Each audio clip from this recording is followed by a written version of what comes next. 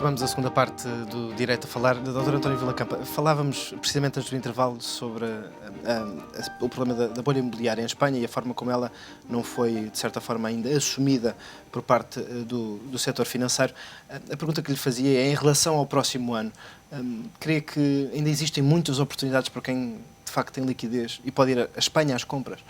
Sí, sin dúbida, activos inmobiliarios no balanzo do sector financeiro há de todo tipo, en todas as cidades, en todos os sectores, residencial, escritorios, e há excelentes oportunidades. É preciso ter confianza no país para que os investidores se atrevan a realizar operações en España nesse sector.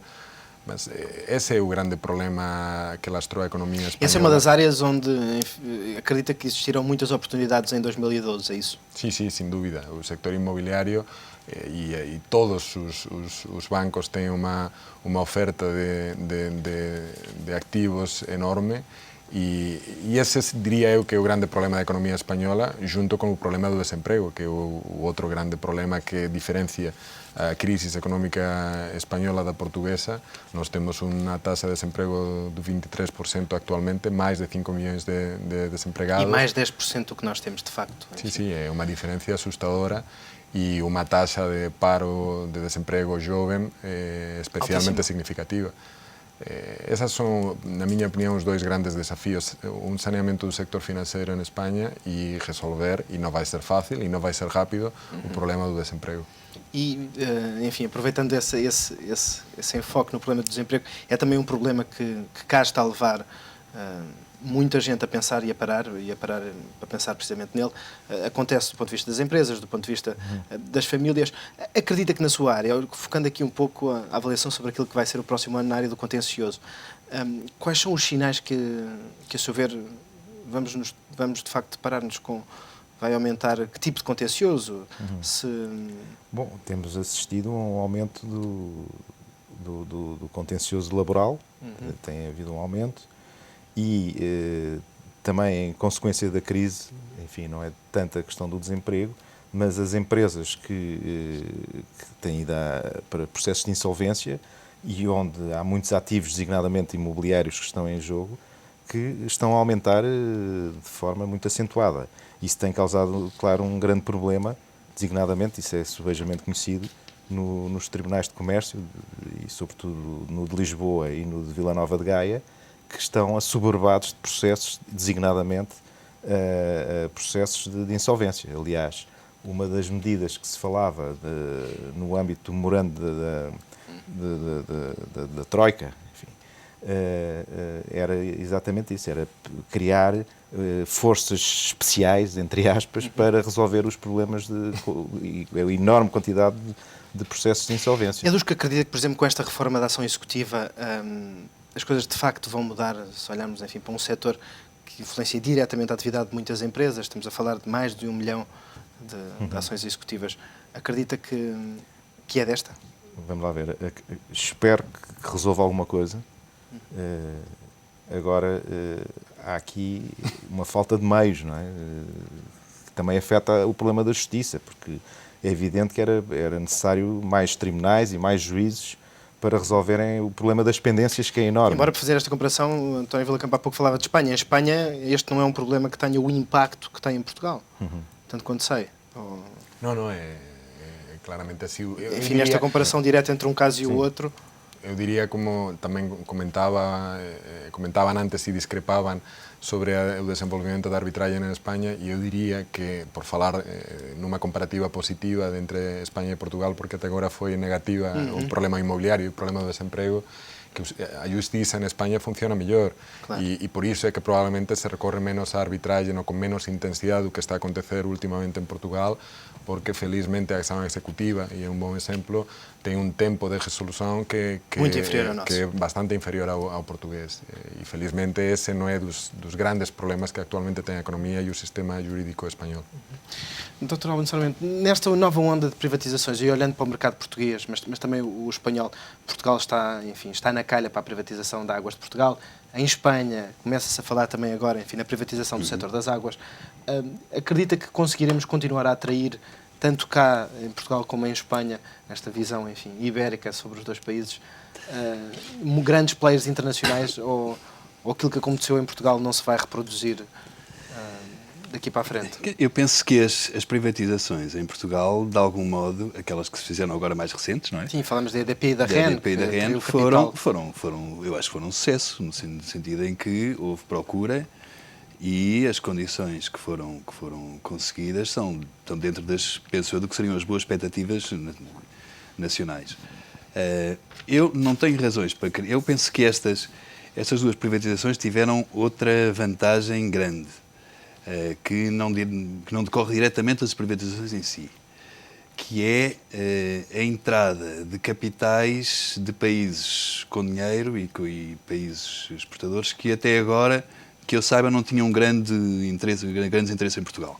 Portanto, eu creio que esta abertura para o capital, nomeadamente chinês e dos Emirados de Oman, eu penso que pode trazer alguma coisa de bom em termos de Portugal passar a ser um destino de capitais que até agora não era. No caso concreto dos Emirados, enfim, foi um processo que vocês acabaram por acompanhar. Nós acompanhámos exatamente na já é público, foi um processo também, tornou-se público depois de ter terminado. Como é que olhou para a entrada da Gás Capital vindo de facto de uma origem? É isso que eu lhe digo, eu acredito que... Porquê é que eles procuram? O que é que eles procuram em Portugal? Foi só concreto o Quer dizer, negócio eles já da tinham REN? interesse em Espanha, também no mercado energético espanhol. Pode ser que isso tenha também, pode ser não, com certeza que isso certamente também ajudou, porque na verdade, quer nós queremos, quer não, o mercado é mesmo ibérico. Mesmo que não lhe chamemos, não há dúvida que o mercado é ibérico. Sim, visto de fora, e enfim, neste caso são 3 sociedades que têm uma presença forte.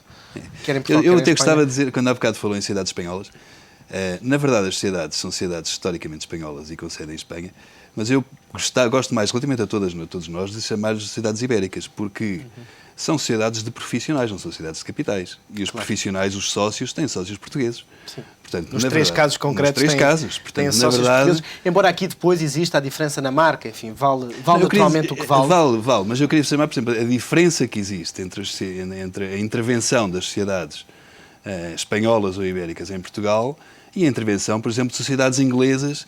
Quer dizer, é que a integração das sociedades espanholas com portuguesas tem na sua base um mercado económico estável. Portanto, a forma como as sociedades estão em Portugal, como as sociedades espanholas se integraram em Portugal com sócios portugueses, com advogados portugueses, não tem nada a ver com a forma como uma sociedade de advogados inglesa vem para aqui. E o caminho pode ser inverso. Há sociedades em Portugal com grandeza suficiente para poderem agregar sócios espanhóis e criarem...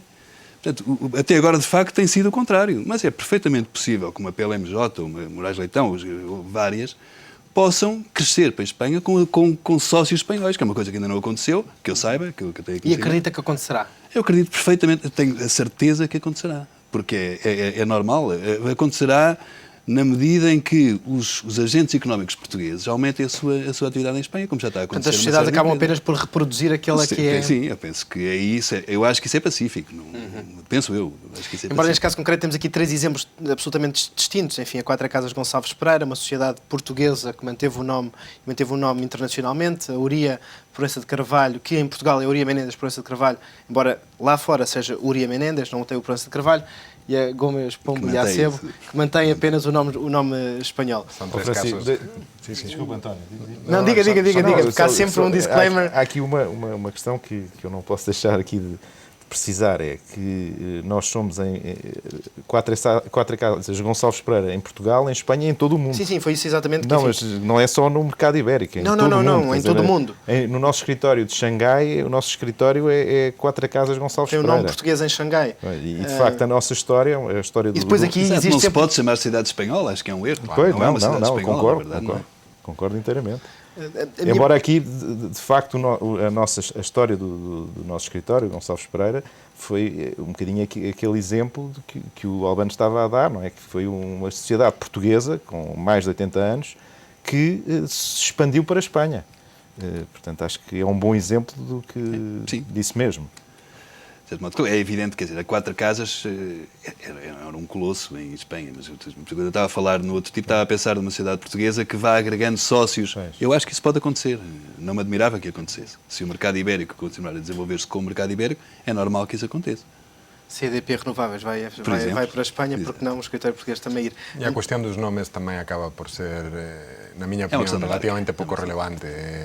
Eu sou o único exemplo de advogado español que está aquí en Portugal. O resto dos 80 advogados que temos en Portugal son portugueses, todos eles, portanto... Isso dificulta? Não, Ou de facto há uma cultura linear entre os dois países? Obviamente no inicio houve algunhas diferencias porque a práctica da advocacia era un pouco diferente por causa tamén do diferente tamaño dos mercados, mas hoxe en día a miña experiencia eu coñecí excelentes profesionais de advocacia en Portugal ao mesmo nível ou até superior do que profesionais de advocacia en España e a diferencia fundamental que eu encontré era o nível de organización.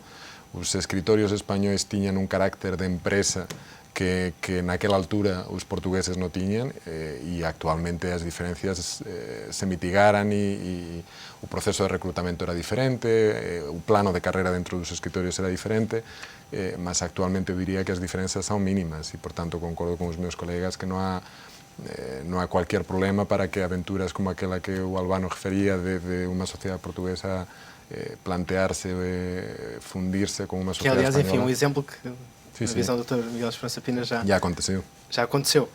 No caso concreto da Quatro Casas Gonçalves Pereira e Associados, é um exemplo de uma sociedade portuguesa, enfim, fundada, eu creio que nos anos 20, Sim. salvo o erro. Não consigo dar a data exata, Enfim, mas foi na década de 20. Na década de 20, que rapidamente se internacionalizou, enfim, muito mais do que as sociedades à época. Hoje em dia conseguem, por exemplo, compensar lá fora grande parte do trabalho que naturalmente escasseia cá dentro, é o objetivo, seja em que área for. O país está num momento de dificuldade. Esse caudal internacional de trabalho de facto compensa? Compensa. Era o que lhe dizia há pouco, acho que é a via que temos de seguir, é a da internacionalização. Aliás, como é a via que têm de seguir as empresas portuguesas em geral e tem sido uma via de sucesso. Há pouco estávamos a ouvir e estava-me a lembrar de um caso, que é um caso da altitude, penso que não estou a cometer nenhuma falha ao dizer o nome, que era uma empresa que estava num estado calamitoso, em falência, tinha sido um exemplo de sucesso e depois de insucesso gravíssimo, e houve um investidor português, empreendedor, que acreditou na empresa, internacionalizou e tem sido um caso de enorme sucesso, continua a ser uma empresa muito sólida, apesar da crise. Portanto, eu penso que a via de compensar, para usar a sua terminologia, este momento em que, de facto, o mercado nacional tem menos trabalho, é a da internacionalização. Não tenho dúvidas sobre isso. Doutor Alberto, há pouco eu gostaria de concretizar nesta ótica também, enfim, do mercado internacionalizado. Estes árabes que vieram diretamente à Arena olharam para Portugal naturalmente com um interesse genuíno no ativo em causa, mas têm um interesse estratégico na manutenção em Portugal. Olham para Portugal como um sítio onde é bom fazer-se negócios. Eu não vejo que um país, nós estamos a falar de fundos públicos, não é? Uhum. Não vejo que um país pense, ou que um fundo público pense num investimento num outro país como um único negócio. Acho que não faz sentido. Enfim, não é um investimento qualquer, estamos a falar. Não é um investimento qualquer que estamos a falar, portanto, não é certamente que, a não ser que este investimento corra muito mal, com certeza que estes investimentos que qualquer destes dois fundos soberanos fizeram, é um investimento no país, no sentido de conhecer o país e não propriamente naquele ativo. E numa aposta de médio prazo, naturalmente, tentando dar alguma estabilidade. Sim. Mesmo este momento de turbulência financeira e económica. Sabe que este momento de turbulência financeira e económica é mau para quem assente, para quem assente. Não é o caso daqueles países, não é? Aqueles países que, na verdade, não têm turbulência nenhuma, veem até, se calhar, países que estejam nessa situação como uma oportunidade que, de outra forma, se calhar seria mais difícil entrar e mais caro entrar. Portanto, agora, relativamente à sua pergunta, eu creio que estas privatizações tiveram esse mérito, é de, eventualmente, poder colocar Portugal no mapa de países que têm interesse e que até agora Portugal não estava no mapa. Não estava. António, enfim, recorrendo à sua naturalidade de castelhano, imagina, se possível, em Espanha, num futuro próximo, um capital chinês de um Estado, enfim, entrar em um setor estratégico como aconteceu cá, do ponto de vista da energia. Sin dúbida, até houve uma experiência que não correu bem, mas não foi por falta de apetito do governo espanhol, que foi precisamente na reforma do sector financeiro. Foram convidadas várias entidades chinesas para investir e para o que não se comprar. confirmou. Não se acabou por confirmar, mas não foi por falta de vontade do governo espanhol. O que é que faltou, na sua opinião? Eu acho que faltava um ativo interessante. A diferença do que aconteceu agora com a EDP e com a GEN eram ativos interessantes e houve investimento desses países que veio a Portugal e veio, na minha opinião, para ficar. En España, os activos que se ofrecían naquela altura, que eran as cajas de ahorro, era un activo que non tiña cualquier interés, que estaba nunha situación que toda a gente sabía cuál era. Sí, había, enfim, Há privatizações en España que poden vir a acontecer, como os aeroportos, como o sector das loterías e do jogo, que esses sí poden tornarse activos interesantes, non sei se para capital chinés, para capital asiático, mas nada, non veo que posa iso gerar algún problema por parte das autoridades españolas en cuestionar a origen desses capitais para esses investimentos. Mas Miguel Esperança Pina, e nos resta aqui 2 minutos. De facto, quando lida com um colega seu espanhol, enfim, o António, vocês não trabalham naturalmente na mesma sociedade, mas sente que é um mercado absolutamente linear, não sente nenhuma diferença, como que era o feedback um pouco que o António nos dava há pouco? Bom, vamos lá ver. São duas jurisdições diferentes. Sim, naturalmente. Têm diferenças e, às vezes, apesar de ser a mesma família de direito e temos sistemas muito parecidos, às vezes, por isso mesmo, é difícil compreender as pequenas diferenças que fazem a diferença. E o diabo está nos detalhes, muitas das pois, vezes. Exatamente. É perigoso. Exatamente.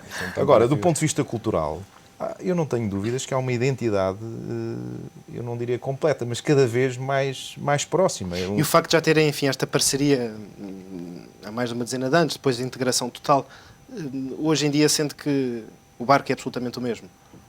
Sinto o mesmo barco. E deixe-me dizer um aspecto que é engraçado. Eu acho que há uma diferença entre Barcelona e Madrid. De facto, acho que há uma identidade maior entre Lisboa e Madrid. O António creio que é de Madrid. Sou de Madrid, sou. Estamos mais próximos do que Barcelona. Barcelona, de facto, já tem um cunho talvez mais europeu, no sentido de já estar muito próximo de França. Mas entre Madrid e Lisboa, acho que há embora, enfim, sejamos todos muito parecidos, mas entre Madrid e Lisboa acho que há uma proximidade muito grande. Naturalmente, para terminar, concorda com esta... Concordo, é curiosa essa observação. Eu creio... Continua a ter participação no órgão de gestão da sua sociedade, portanto, o que obriga a ir... Obriga-me a ir, sim, muitas vezes a Madrid, porque faço parte, de facto, do Conselho de Administração. Mas o que é facto é que... eu não sei se o caso é 4 Como é que eles olham de lá para cá? Como é que... enfim, uma empresa espanhola, um escritório de advogados, mas uma empresa espanhola que tem no seu Conselho de Administração um português, que é sócio em Portugal, como é que eles olham para o mercado português?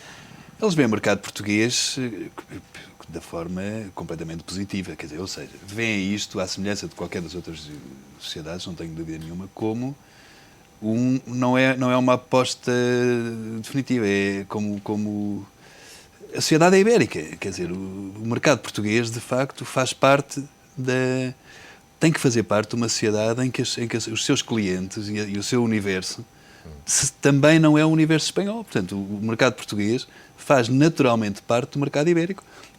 Portanto, encaram, e penso eu que todos encaram. É uma relação entre irmãos? É, completamente. No nosso caso, de facto, é uma sociedade profundamente democrática, profundamente igualitária entre sócios.